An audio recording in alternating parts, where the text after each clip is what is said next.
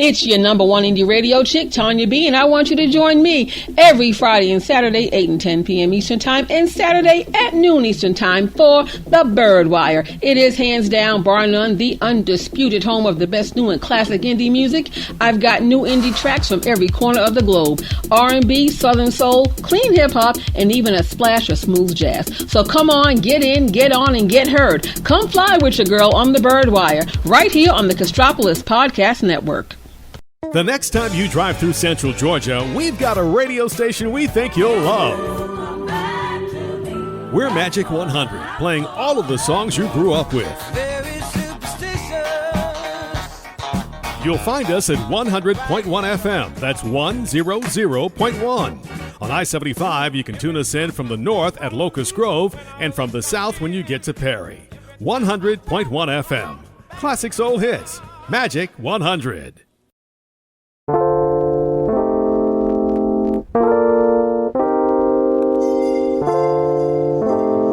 This is the G Podcast with your host, Tommy B. Hey, what's up, y'all? This is episode 174. This is the G Podcast. What's up? It's Tommy B. Man, it has been one of those, I guess we can just call it the weekly routine. Hopefully everybody's doing well. Everybody's in good spirits. Let's do this.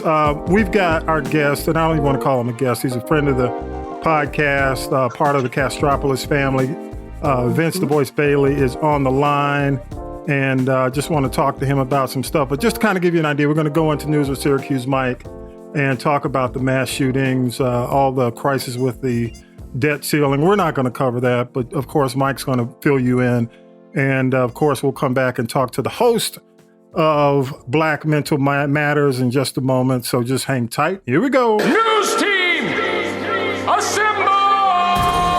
Time for the Week in News with Syracuse Mike. The Biden administration is sending 1,500 active duty U.S. troops to the southern border as concerns grow that tens of thousands of migrants will surge into the country once Title 42 is lifted on May 11th.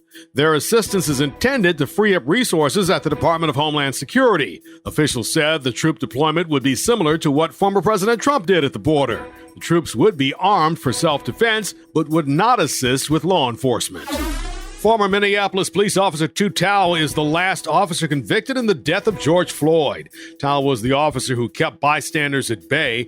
His conviction this week on the aiding manslaughter charge means that the state is dropping the charge of aiding and abetting murder. Prosecutors argued even though he never touched Floyd, Tao, with 9 years on the force, should have intervened.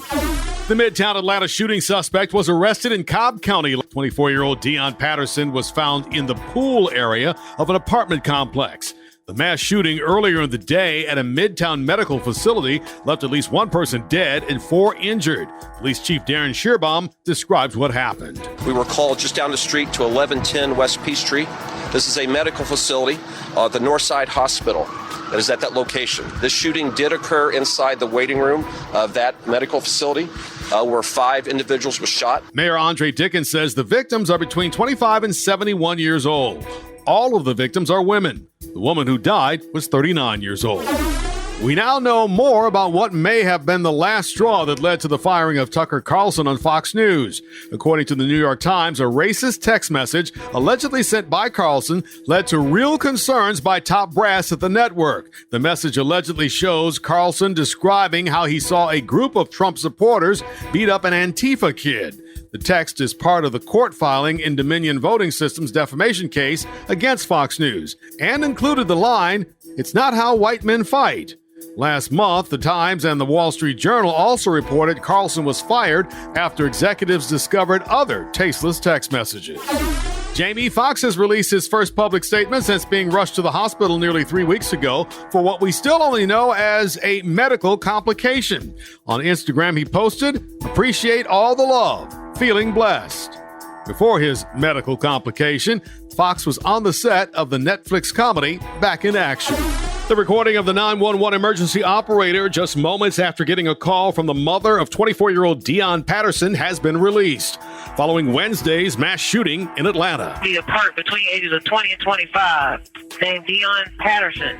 caller is still on the phone with 911. Advising it's going to be her son. Police say he used a semi-automatic weapon. Patterson's mother was with him in the waiting room at the medical facility at the time of the shooting. She says he was seeking an anti-anxiety drug. 5 women were shot, 1 died. She's been identified as 38-year-old Amy St. Pierre, a CDC employee. Patterson was scheduled to make a first court appearance, but waived that appearance. Singer Ed Sheeran won a big court case Thursday. A jury decided he did not steal parts of Marvin Gaye's smash hit, Let's Get It On, for his hit, Thinking Out Loud. Yes, love, baby. Darling, I will be loving you. Sheeran, who has been openly frustrated by the entire matter, said this following the verdict. 2 songs with dramatically different lyrics, melodies, and 4 chords which are also different and used by songwriters every day. And he added, I am not and will never allow myself to be a piggy bank for anyone to shake. He was being sued by the co-writer's family. 4 members of the Proud Boys, including his former leader, were convicted of seditious conspiracy and a partial verdict for their roles in planning and leading the January 6th Capitol attack. This is considered a major victory for the Justice Department and is the last of its seditious conspiracy cases related to that attack following Donald Trump's re-election loss. There have been protests in New York after a popular 30-year-old homeless Michael Jackson impersonator was choked to death on a subway car. He was confronted by a man, reportedly a U.S. Marine, who placed Jordan Neely in a chokehold for several minutes. As of Thursday evening, the man had not been identified by authorities and no charges had been filed. The medical examiner's office has classified Neely's death as a homicide. Hey, what's up, y'all? Welcome back again. This is the G Podcast. Every week we do news, politics, pop culture. That piping hot tea from the one and only Tonya B, and she'll be back shortly. We've got Vince the Voice Bailey, and let me give it up to you, Vince. Appreciate you, man, for coming on today. Last minute, I know you've been on the road quite a bit. You've been traveling, so I appreciate you taking the moment to jump on. And again, Vince is host, and also his new company is Black Metal Matters, and I'm really proud that you invited me, full disclosure, to be on your board, man. I appreciate you, bro.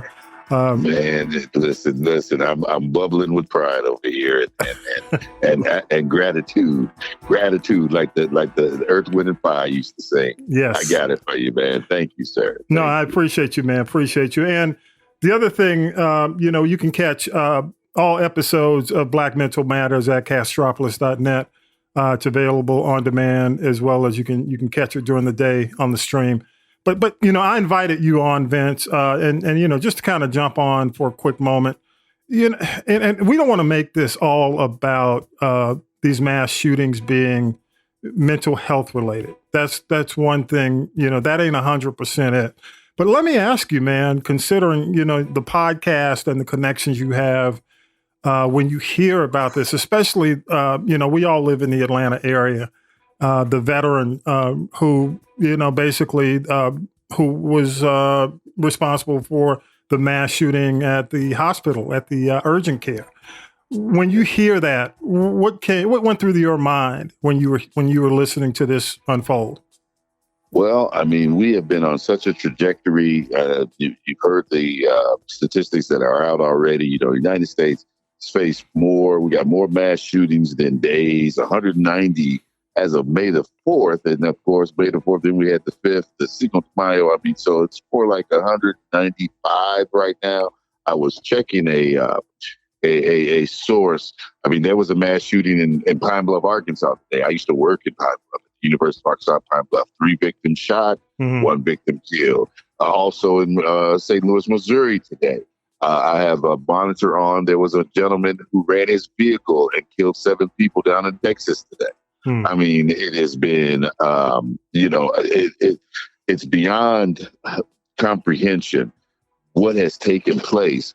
I do attribute it, a lot of it, to post-COVID. I really do. I think that things have been so tough on people during that time period. You had to face yourself, and now coming out of it, it's almost like a culture shock out here again. I mean, the numbers, and then the proliferation of guns that are in everybody's household. I can't say, I'm telling you, I'll take mine to Walmart if I have to, because you just don't know where things are going these days. I don't encourage that anybody, but it has really been a a culture shock of how we're going these days. Is it with the mass shootings? And as you said, the one here in Atlanta, Atlanta already is a place where you're only 2 degrees of separation, even one, from anybody that, to get to someone that So, there were some friends of ours that were affected by this last one, man. It is, oh my gosh. What can I say, Tommy? We're almost, I don't even want to be a reporter. That's the purpose of Black Mental Matters. We want to do something about it. I think that, just how you process things in your general life will kind of dictate, are you susceptible? Are you prone to do something like this? And if you're looking at everything through a lens that's pessimistic and all these types of negatives, the end result could be retribution in your mind, or these people just have it out for me, just all kinds of tricks that can be played with your mind. Yeah, so true. When you started Black Mental Matters, how many years has it been? It was prior to COVID, so it's 3 years. 3 years ago. Yes. Since you've been doing Black Mental Matters, man, have you seen this much edginess in terms of people's propensity for violence? Have you seen this much since you've been doing the podcast? No, the numbers have just generally have increased since the beginning. We were already dealing prior to COVID, prior to the pandemic. We were already on edge about, employment. The Trump administration, all that stuff was going on. And people were confused about a lot of things. Right is wrong, wrong is right. Hey, those things really have an effect on your psyche. And the 24-hour news cycle of what's happening now, the fear has set in. Heaven for, the kids. We really have not seen what is going to be the residual effect with our children who miss school, who during those times that they needed to develop their social skills kind of missed that. There are people still walking around with masks, which I don't blame them. I haven't had a cold in 4 years, probably, so the mask did serve a purpose. But as far as what has taken place with gun violence and suicide and all those numbers are up. As of 2023, as of late March, there were 10,007 gun violence deaths, and 130 mass shootings. So, fast forward, that was March. Yeah. We're actually on a speedier trajectory. It's getting worse. And I would not be surprised that before this day is over, we hear about something else. Empathy is the word.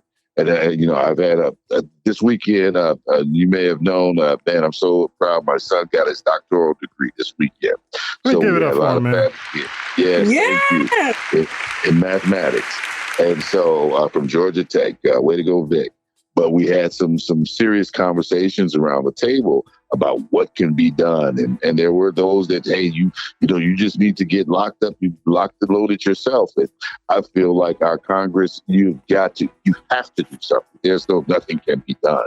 You have to do something. The background checks, the 30-day waiting period, the checking, vetting of applicants, and I would include that social media. What they're finding out about all these shooters is that they're online, hailing Hitler or whatever. Yeah. There are signs that show you that someone is having an issue and it needs to be addressed. We have got to, here in Georgia, they put more money into mental health, but they ain't spent a dime on anything yet. Yeah. We have got to actually do things, put some policies and procedures in place, put some proactive things in place so that we can stop this, because now it's a shooting pandemic. There's no doubt about it. Absolutely. It's a shooting pandemic in America.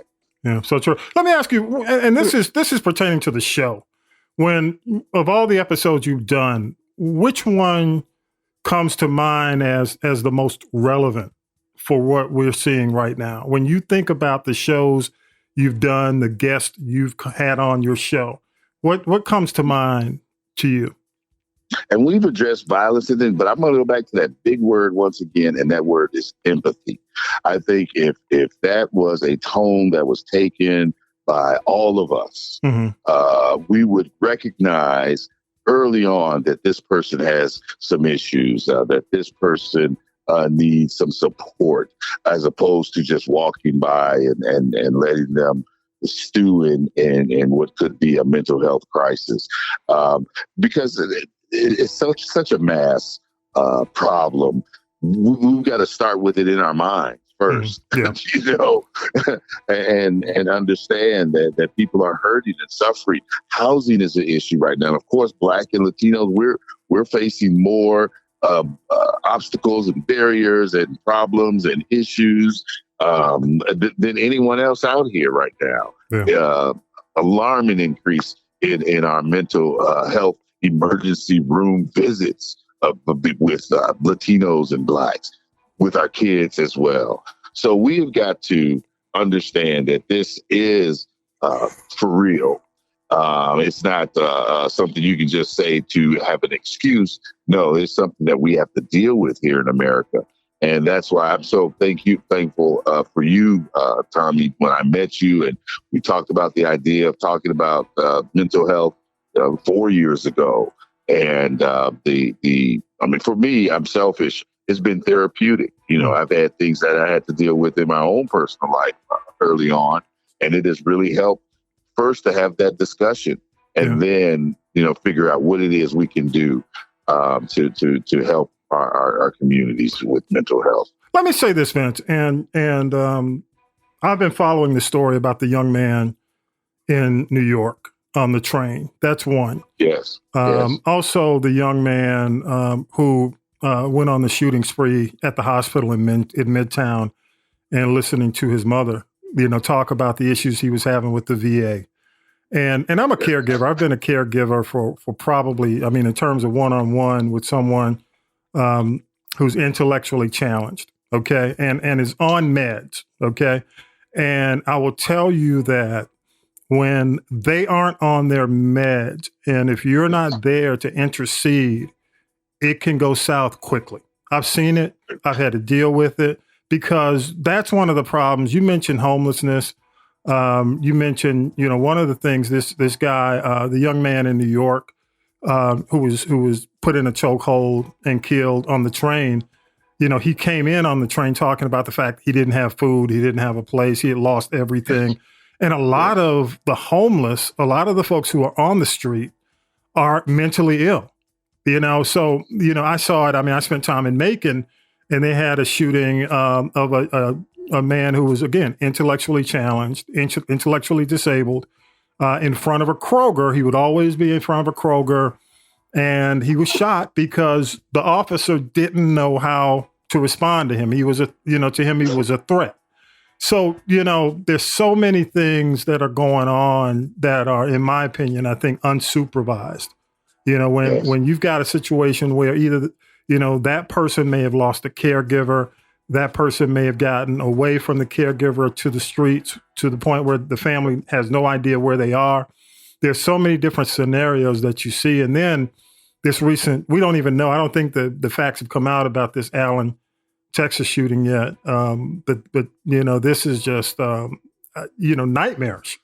You know? Well, I thought I did see something about there was some a neo-Nazi. Now, don't quote me at this. I just had taken a look at the screen as we got online here, and that there may have been some racist background stuff, you know, about that situation. But when you said the young man who got on the subway and he said he was hungry, if someone had a donut, that may have stopped the whole deal. Yeah. You know, hey, this guy's really hungry. I think, you know, when you see the pictures of him as a Michael Jackson impersonator, I mean, it's like, wow, the guy's a beautiful guy. You know, wow, he looks like really, you know, it is okay. You don't know. You don't know what people are going through. Yeah. And we have to put the resources into it. You talk about caregivers and maybe they're getting away from caregivers because maybe they don't have the proper resources, or maybe there's so many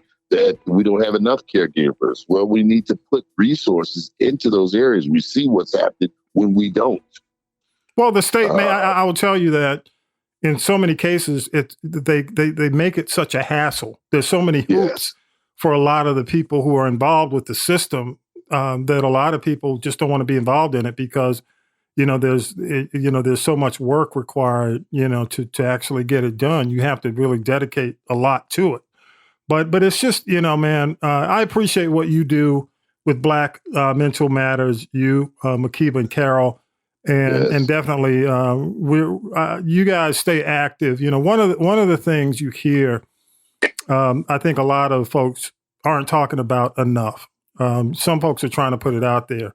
Is engagement is really important right now because it's really easy to turn it off, and it's easy to walk away and say, I don't want to deal with this shit, man. It's just too much.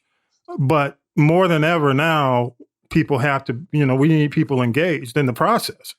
We got to make it easier to access services. Mm-hmm. That's all. That was an issue even prior. But now, the economy is kind of, there are people that are thriving. There are others, where it's really down. Yeah. And so people can't, feel like they can't afford to seek help or to seek help for a loved one. Because that's normally what the situation is. We know that man needs to get some help.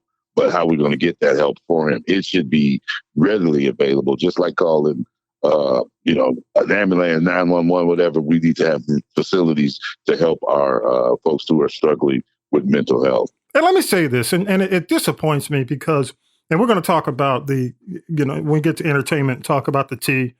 It bothers me when our entertainment community, who's, basically are the ones who are front and center when it comes down to having the ear or the eyes of a lot of people, they don't say anything.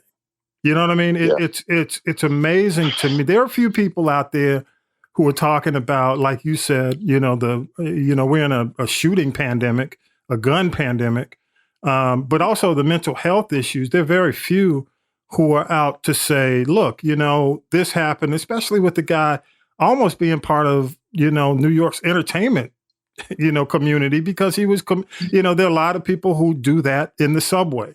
That's how they make their money.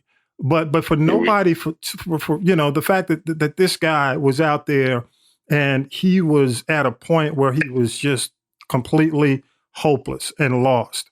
And for people to not look at that situation and just say, look, we can do better. We should do better. But you just don't hear that among. It's just amazing, man. And we'll get into some of that in the tea because we'd rather be ratchety and beating the fuck out of people, each other at parties than looking at the fact that we lost. Look at the number of people we lost in 1 week. You don't hear that coming. And watching the whole Tupac documentary and how Tupac was so vocal about the community that killed him eventually, the community that turned on him eventually. But when you would hear him, even in his interviews, he was always talking about, hey, we got to do something for the community. We got to do something for these kids. You don't hear that. Life imitates art. Isn't that the saying? And when you talk about Hollywood, you turn on your Netflix. Every movie has shooting, raping, killing, just everything. Yeah. We're bombarded with it, and then we turn on our radio, and then here it is again. So if I'm at a low point in my life and I'm listening to this one jam over and over again, I'm obsessed with this one movie over and over again. Yeah. We're not putting positive images and positive messages and reinforcement kinds of stuff out there. Folks are lost, man. Life is not. Hey, I'll be 60 years old. I'm still figuring it out. Yeah. But thank God I was able to find something that I was able to put my passions into. A lot of people still are struggling with that and are angry about it. Yeah, so true. True. It's an emotional thing, man. We got to do better. And thank you for putting spotlight on it. And of course, always Black Mental Matters, man. We're just trying to do what we can in this little part of the world. Georgia needs it. Indiana needs it. New York needs it. California needs it. Yeah. Thank you for what you're doing, Tommy. Hey, man, I appreciate you, man. And I definitely don't mind bringing you on, whether it's, Mental Health Awareness Month or any month. So keep doing what you're doing. Y'all have any questions before I got to let Vince go? I mean, congratulations to your son. I know he's having things. This is really a huge achievement in his life. So congrats to him, and enjoy it with. I hope he enjoys that with your family. Go ahead, Vi. Go ahead. Well, it doesn't help that we promote it. The video games, TikTok, where you get rewarded for raping, you get rewarded for killing. I mean, we promote it. We sell it. Yes. So we ain't helping ourselves. But when you got your kids looking at that kind of stuff. So hey, sometimes people, because I've been saying this since the '90s when I walked away from radio because of that, because of the music. So, man, I can't be playing this, and I got my sons, little Christian little boys, going to school, and Daddy on the radio playing, the Touch Your Toes remix at 7 a.m. That kind of stuff. Hey, what you get, what you intake, man, is gonna manifest itself. Really? We are, it's real. It's real. Like the PlayStation game, what they call that game, by where they be driving, and you get so many points for robbing a video store and so many points for raping a girl. I said, this is really a game. I know you're talking about Grand Theft Auto. Yeah. There you go. Yeah, but let me say, I think there's a point where a lot of the media has been around for a very long time. But my point in what I said was, I think considering what's so very prevalent now, I don't see why the artists and the folks who are so influential to a lot of these people who are actually doing a lot of this on the streets, why they can't speak out, because you rarely hear it. You don't. I mean, I've not heard. Tonya B, you're more connected with the entertainment business than I am. You hear anybody? She's frozen, but there's a handful. I mean, there's some out there who have platforms. The young lady that was on Empire, what's her name? The actress that played Cookie. I mean, she came out for a minute talking about it. There's been others here and there, but you got to also admit that's how they make their money with this industry. Right. And I don't blame. I'm not casting blame. And I'm just asking. I get your point about the content, because the content issue is just as much about the companies releasing the content as it is the actors. But, I'm not so blame on I'm not so talking about the content. Yeah, it's a part of it is. Yeah, go ahead. It's content, but it's up to the parent. You don't have to buy that child that. Yeah, I mean, if you got I agree. If you got an 8-year-old child or a 9-year-old child, he ain't got to be playing that game. I think lack of parenting. How about that? Let's call it. That's what I'm saying. Now, if you got a 16-year-old child playing something like that, I can kind of understand that, because he should know the difference. He should have known the difference between right and wrong.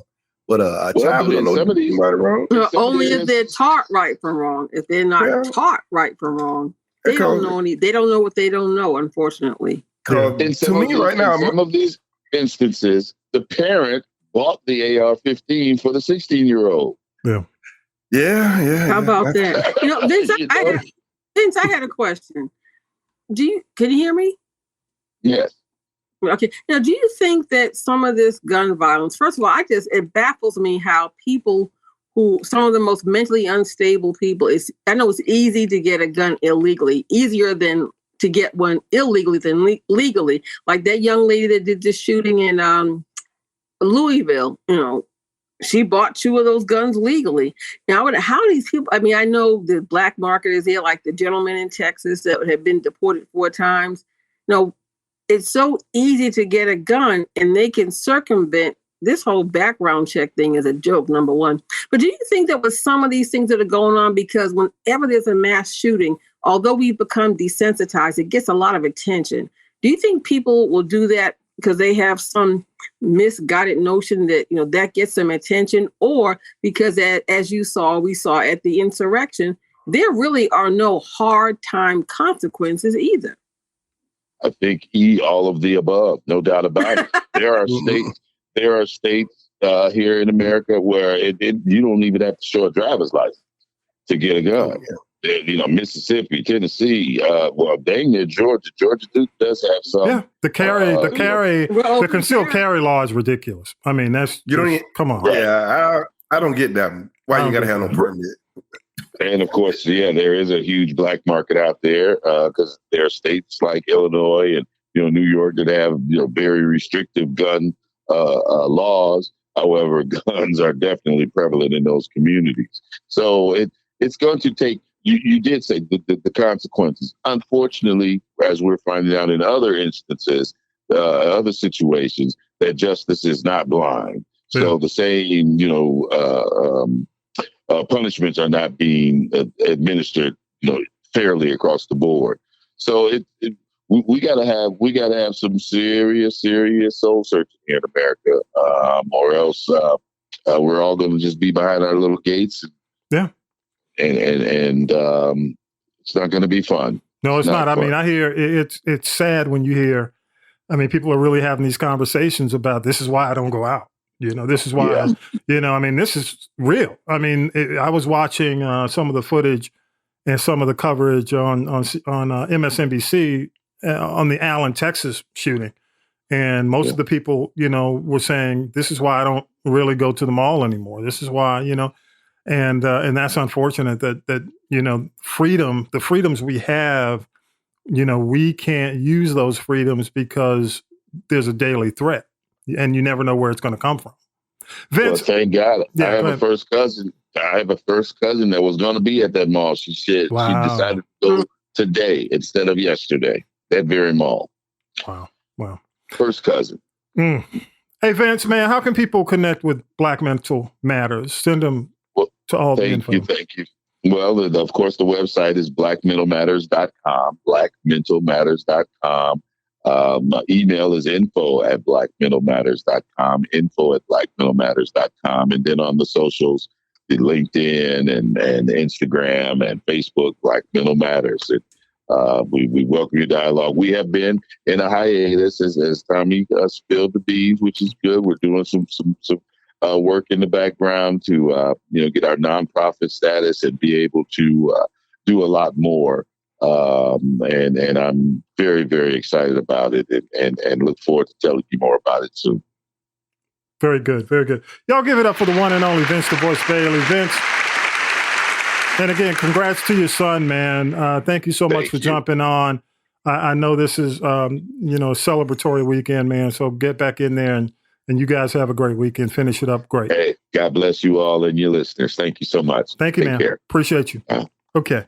All right, y'all. Vince the Voice Bailey, Black Mental Matters, and I'll definitely I'll have the link on the notes to this, but you can also go to castropolis.net and everything Black Mental Matters. There's a link to his podcast on that page as well. Hey, let's go ahead. We'll let's go ahead and jump right into T. Tonya B, I know you've got some things that are happening in T that you want to talk about. And you know what I will say, one thing I want to say about this whole, how we talked about we don't go out anymore. Yeah. The Music Midtown Festival in Atlanta is not going to happen again this year because of this whole situation with people coming in there having guns.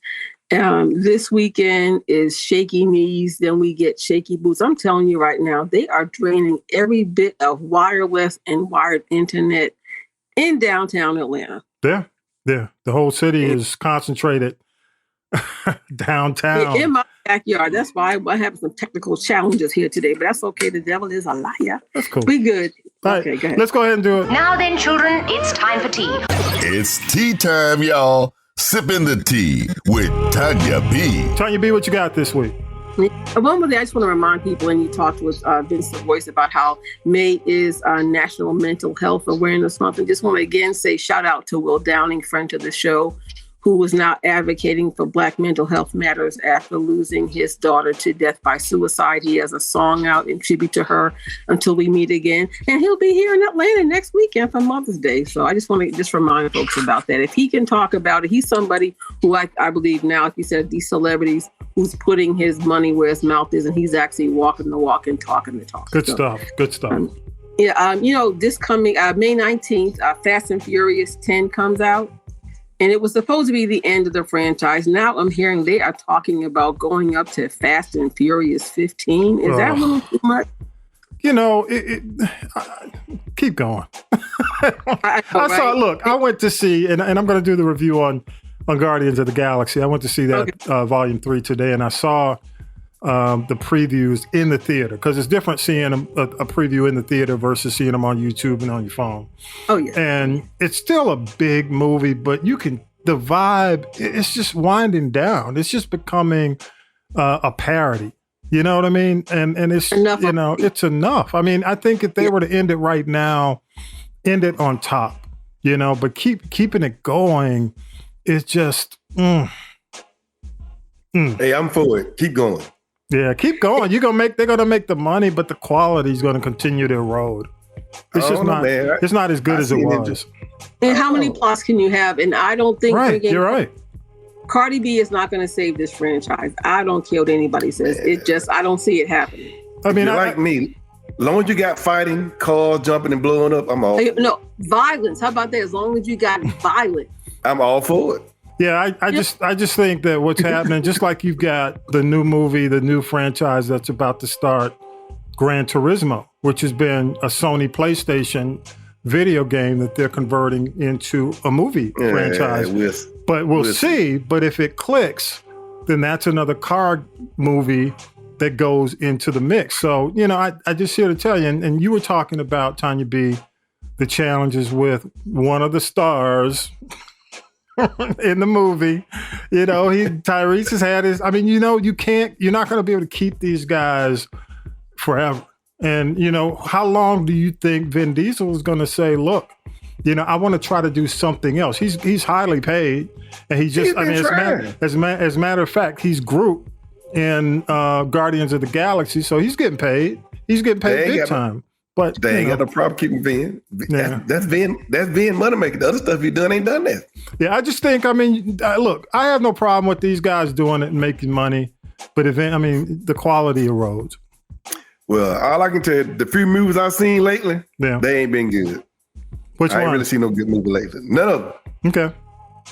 I haven't seen really any good movies lately that I've been really impressed with. I got you.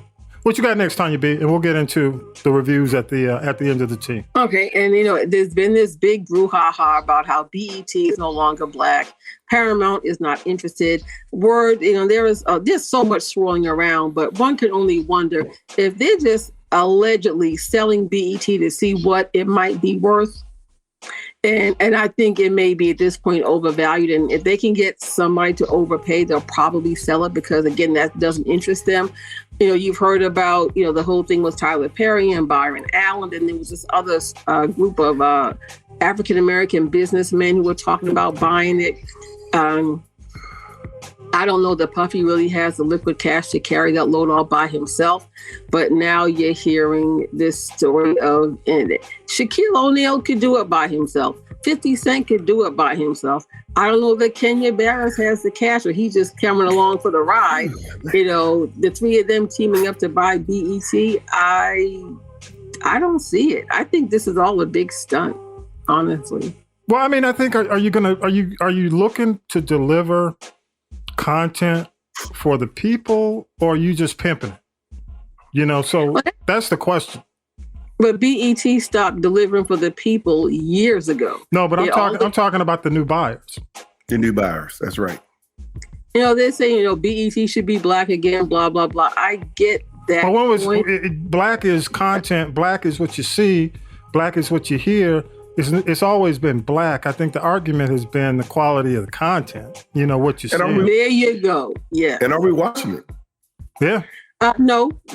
Well, there you go. Like this, like we came up in an era where BET was everything, and that was it. Yeah. But they also were involved in community, and they had, you know, news at night with Ed Gordon. They had Tavis Smiley. Now they have no news. But then again, the core demo that they are catering to, you know, these millennials and Gen X, Y, Z, and whatever you call them, they don't watch the news. And that's why BET, we took it off because nobody's watching it. Well, when you're catering to somebody with the mentality of a flea, they're not going to want to watch the news. And making Gayle King do that special once a quarter is not going to get it. Yeah. So, it just remains to be seen, but it either sell it or, it's like kind of, sit or get off the pot, Paramount. Well, it's not life or death. I mean, it's not like we don't have the content anywhere else. We can still get the content everywhere else, pretty much. Be it. I mean, if you want it's the golden age right now for black content. You can find it everywhere. You can find it on. And that's the thing. There was a time when BET was the only real option that people of color had, and that's not the case anymore. So they either got, I said, put up, shut up, step up, or just get out. Got bounced now. Okay, now here's somebody who's trending for all the wrong reasons. You know what?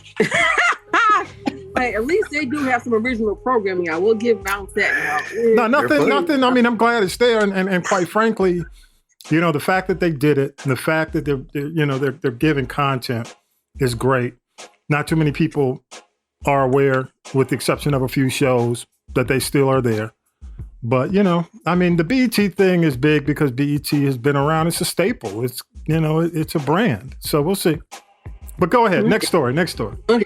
Brian McKnight trending for all the wrong reasons. First of all, he was talking about, let's say, he has two sons from the first marriage. Allegedly, he married the first wife because back then when the woman got pregnant, she married her. Okay, then he stepped out and had two side babies. One was a daughter named Brianna, and Brianna just sued her father because, and this is a fact, he got on social media and was talking real greasy about her and accused her of sleeping with her cousin. So she sued him and she won the case. Yeah. Okay.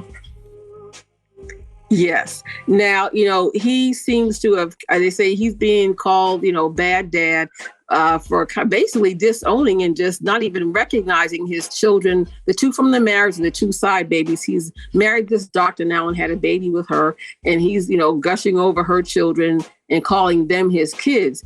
And even she just had a baby boy and he named him Brian McKnight Jr., but that was the name of his first son. So was that like a diss to his first son saying, I'm naming somebody else your same name?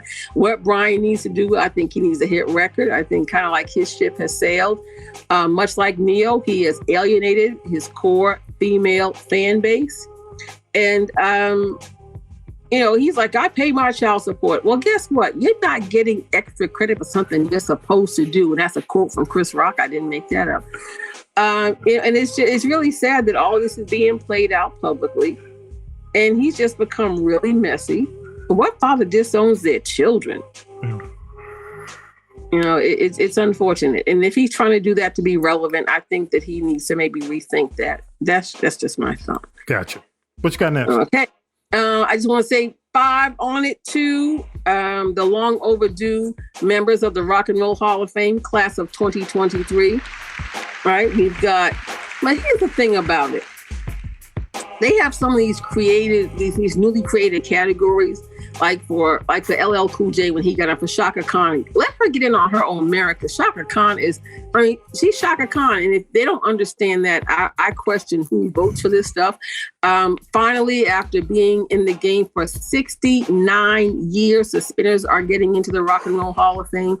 And, the original members have all passed away except for Henry Fambro. He's the one that had that big handlebar mustache. Mm-hmm. He recently retired for health issues, and he's no longer touring. I hope the guys that are in the group now will continue on. I think, George Michael kind of gets a pass because he's kind of like a blue-eyed soul singer. But the thing is, and again, Don Cornelius, I definitely believe he should be recognized for what he did for not just Black music and Black culture, with the vehicle of Soul Train, which at that time was all we had. So they're getting in. There are some other people who are getting in. Missy Elliott, the first female hip hop artist to be inducted into the Rock and Roll Hall of Fame.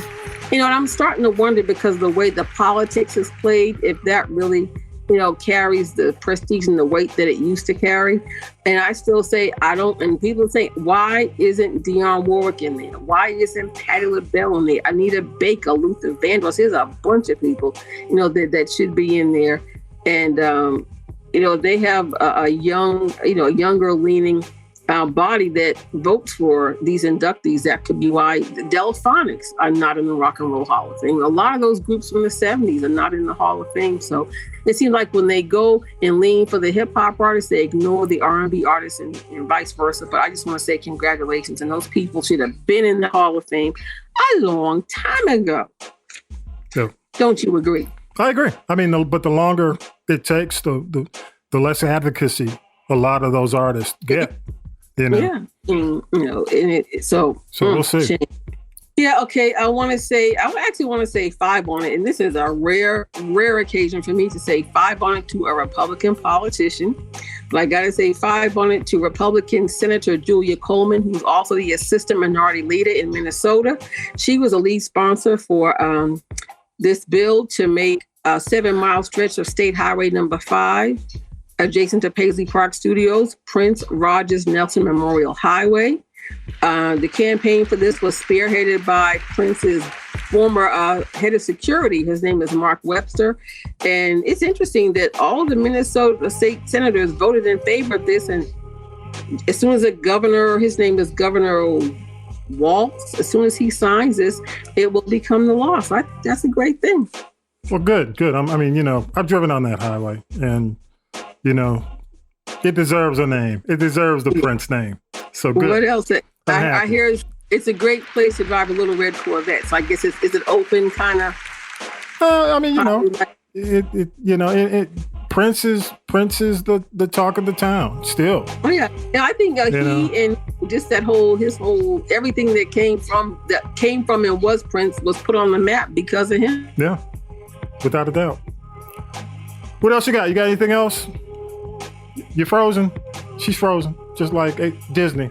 We gotta talk about the fight now. Well, I don't know. I mean, we'll get into it. Let's go ahead and do this because she'll come back. What a week. Yeah, I'll tell you though, Vi, and this is my thing about the fight. This week was a really shitty week, man. You know what I'm saying? And when you look at the stuff that's going down in America right now, it just makes you wonder, what are these guys, what are they thinking? I mean, I get it, man. I understand, but it's just, it makes me respect them even less. Okay. I get Chris has probably some mental issues. Tatiana and Usher was coming to her defense. I get all that, but ultimately, Tiana. Tiana. My whole thing is this. It's been a shitty week, and it's not like one of those weeks where you got, or these last few weeks where it's just like a few here and there. I mean, it's been something every day. It's been something. Let me just say it. It's been something every day, and it's almost selfish to want to grab the headlines for something like this. I get it, but it's kind of like, for me, I don't even get excited. I told somebody the other day, I said, go get a fucking UFC license, put them on the middle of the Vegas Strip and let them beat the hell out of each other, and let people, if people want to see that, pay for it. But I'm not going to spend my time commiserating and concerned over the health of these guys when they know better. They're not kids anymore. They're grown ass men. Go ahead, Tonya B. True. No, I just think I'm not getting this. I think Usher kind of took the high road because Usher didn't let it stop him. Usher he did not miss his show last night in Las Vegas, and just in case his nose was not broken, everybody saw the pictures in the video. I think he was trying to be the mediator, but when you're dealing with somebody that has some mental health challenges, the level of just reasoning and using sanity is not present. It's not there. It's a shame. I find Chris Brown to be on a serious path of self-destruction, headed for self-destruction. I mean, I get all that, but wasn't that his birthday party? Yeah, Usher gave him a surprise birthday party. He gonna beat up a person. That's like he come to your birthday why was party. My thing is, he didn't know Usher had a beef with that girl. But see, here's the point, Vi. I get what you're saying. I understand it. But We know how crazy. But ultimately, we know how crazy. Yeah, I get it. I'm saying we know how. You know how crazy. You know how crazy Chris is. Yeah, but ultimately, you have to ask yourself why, and that's all I'm going to say right now because that's another show. And because but you know what? But no, I get it. And but it's because. But does that make it right? No, but that's who he is. He ain't right. He is not right. So why is it on display, and why is it a spectacle? Because we already know what the situation is, and the way I look at it, I'll be quite honest with you, they're just trying to sell some tickets. You think that's what it is? I think so. For who? Ursula ain't got no problem selling tickets. Right. Well, that's debatable. It's so not in Vegas. The residency. Depending. He ain't got no problem. No, but he had a big event. He had the other big event. But go ahead. Huh? Oh, the Lovers and Friends. The Lovers and Friends tour. I think I don't know if you can see that next year. It's too much of a liability. That's up there fighting about Missy Elliott on stage, allegedly. But here's the thing about that. How can I say this? I don't know. This is still a developing story, and I don't know what his beef was with Tiana Taylor. And I just said, well, if was it Amari Stoudemire who she's I know. I mean, the beef was when the whole Grammy thing went down. There you go. That's what it was. She was quote unquote supporting him, and then she abandoned the support. And apparently he's not forgotten about that. So, but on the other hand, go fight the Grammy people. Don't fight her. But you know, I mean, we're talking about it. We got more. Let's do this. But you know what? I wonder if Amari Stoudemire was there, if he'd have beat the tar out of Chris Brown, or if that would have even happened. I'm gonna leave that to the other shows to talk about. Here we go. What you watching this week, Tommy B? All right, y'all. I am gonna talk about the Guardians of the Galaxy 3. And I am going to talk about the writer's strike and what might be impacted by that. And I'm also just going to remind you about one of the best docs in a very long time, Dear Mama, which came out episode 4. How about we talk about that? That's worthwhile content that we could talk about. I'll get to you in a minute, Tonya B. Guardians of the Galaxy 3 is the second highest box office hit 2023.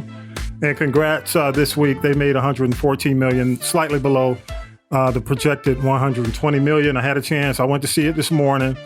The full cast is back. And this is the story, if you haven't had a chance to see it, if you've seen it, but I don't think I'm divulging anything or giving you any spoilers, but it's about Rocket, who is the raccoon in the story. It's his backstory. So of course, you know, you could pull out some tissues. He had a sad life. He was a lab experiment. So, you know, I'd love to see Marvel work, if anything, to get these movies down to 2 hours or less, because I just think 2 hours, 2.5 is too long. You know, and you know, a lot of the Marvel movies go 2.5, 3, 4, and I'd love to see them go 2 hours or less. But it is, let me say this, it is entertaining. It's the kind of movie you could bring everybody to. You know, it's PG-13. It has some edginess to it, but you know, you can bring the Gen Z, Gen Y, the whole family can come out to it. Now, I think this is going to be James Gunn, who left Marvel to go to Disney. This is his swan song. So it was his baby. He created it, and he's moved over now. So he's responsible for DC, which is going to be The Flash, Batman, so on and so forth. But this was his last piece of work. I think the last piece of work he's done. But Guardians of the Galaxy was his baby. I think it was the funniest and the most creative of most of the Marvel stuff because of the humor. There's no other type of humor on Marvel like Guardians of the Galaxy. And let me tell you that even though, I mean, this is number 3, Volume 1 is still my favorite. And if I had to rank it, I'd say Volume 1 is number 1, Volume 3, and Volume 2. It doesn't make Volume 2 horrible. They're all pretty good. And but this is my second favorite. And the other thing I love about the whole Guardian of the Galaxy concept and the volumes are the mixtapes are just, the music is just amazing because it's music from the 70s, the 80s. And you'll, Tonya B, you'll know the term like AM pop. A a lot of that stuff like CC, what was it, 10cc, Not in Love, or Alice Cooper, the Things We Do for Love, all that stuff we grew up on.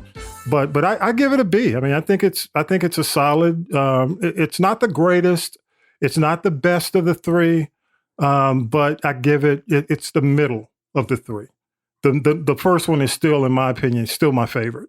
This one, they just have so many plot lines. They try to do too much in one movie. And in a lot of cases, it just, it can be all over the place. But for the most part, it's a B, considering what's out. Vi, you said there ain't a whole lot of good movies out, a lot of great movies out. I take that back. Now, Creed, I really enjoyed Creed. Creed was pretty good. Did you see, you didn't see, did you see Evil Dead Rise? Go see it. Evil Dead Rise. Evil Dead Rise. See, no, you didn't. No, you didn't see it because I reviewed it a couple of weeks ago. Did you? Have you seen? Right? Have you seen Guardians yet? Okay, no, you hadn't seen Guardians yet. Guardians is worth a watch. Good. But let me say this: you have to be into the whole Marvel and understand the concept before you go in there because there's a lot going on. Okay, I'm all into it. Yeah, so I think you'll enjoy it. And I will say this, and I don't think I'm giving a spoiler. They had indicated there's not going to be a sequel for the Galaxy with the whole team, but there are some spinoffs expected. And I know. Go ahead. The wrestler, he said he's not doing it anymore. Yeah. And what's the other girl name? The black girl, Zoe Saldana. Yeah, who played? Yeah. Zoe's not. I think she's got a lot of other stuff going on, and she's not. Yeah, because ain't she in DC now? I don't know. I mean, Zoe does a lot. Saldana, yeah. I think she said that's it for her too. So those two of your main characters saying that's it for them.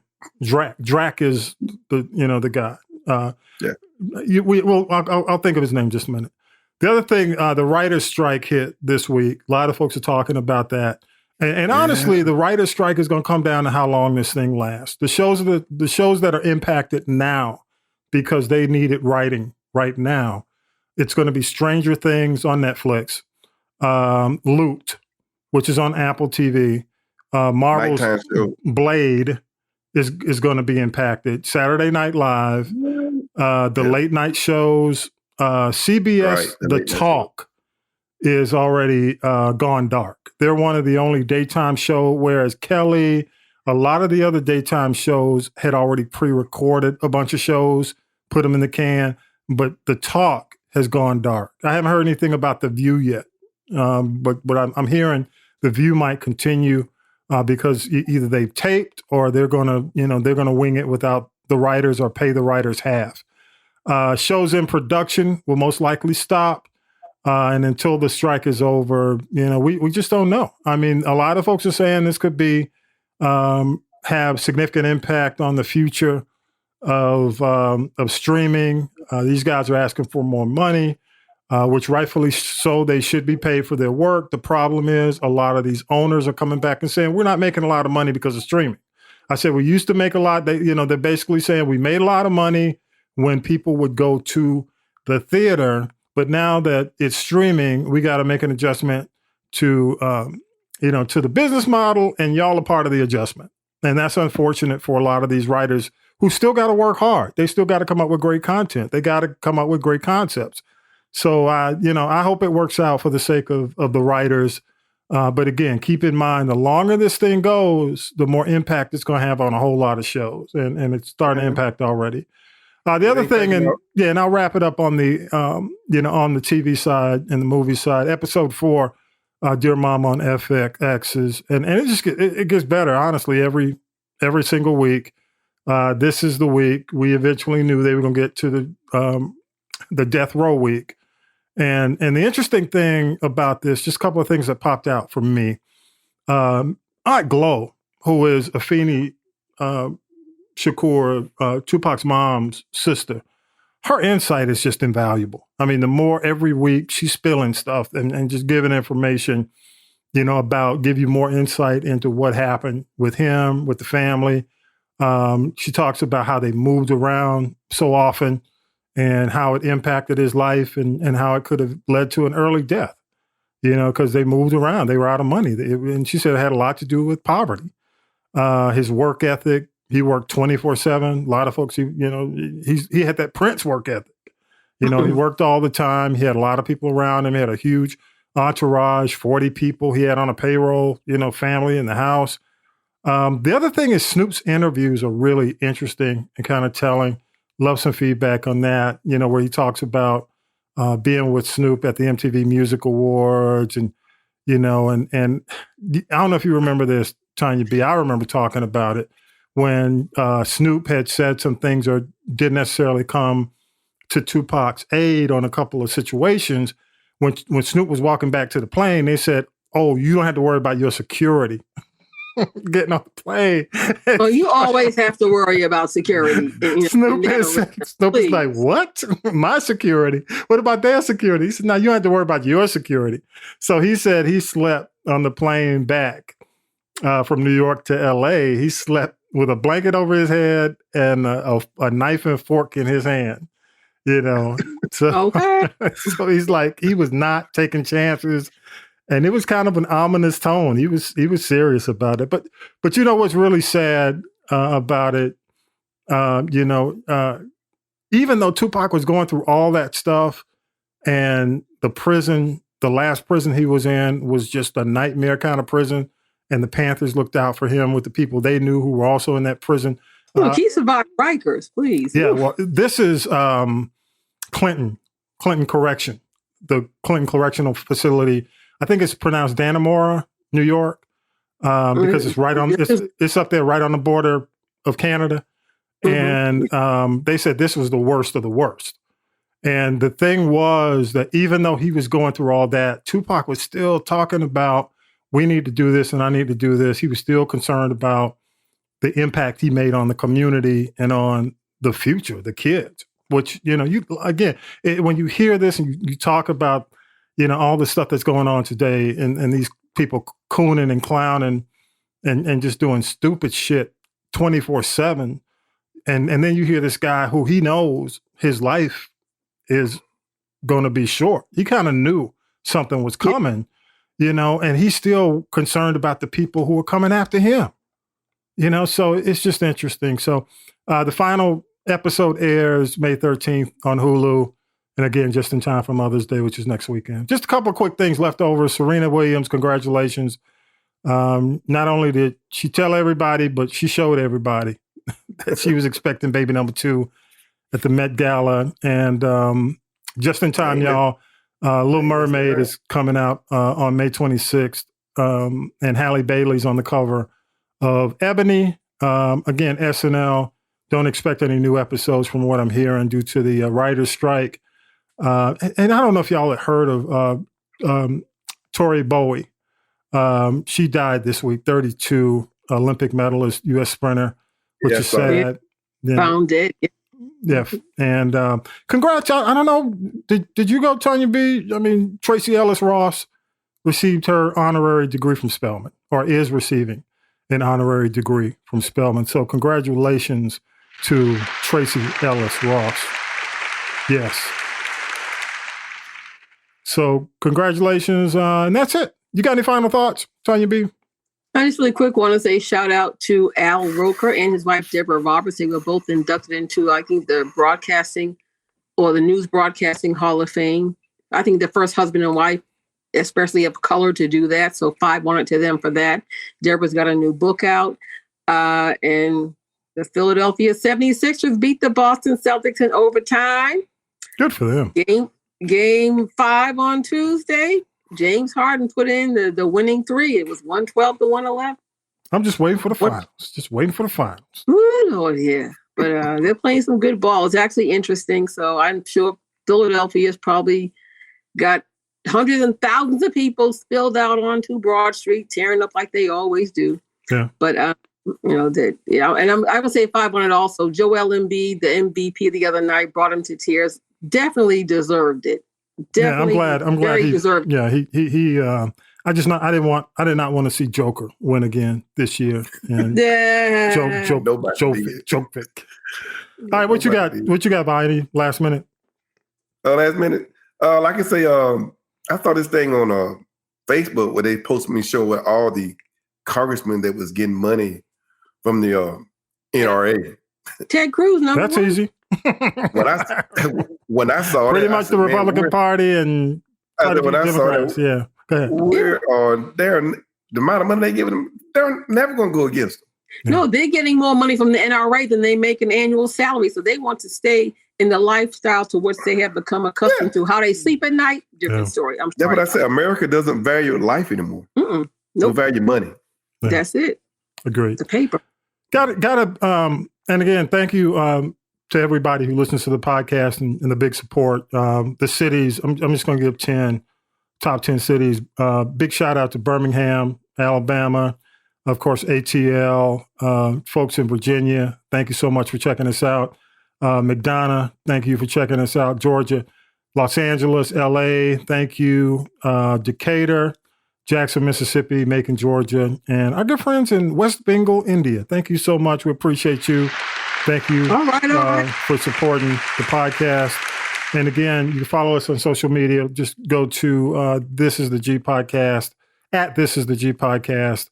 And Twitter as well. Go to castropolis.net, and there's the link for everything is at castropolis.net. Just hit This Is the G Podcast, video, audio, YouTube, everything you're looking for. You can subscribe there. So with that, y'all, and again, it doesn't cost.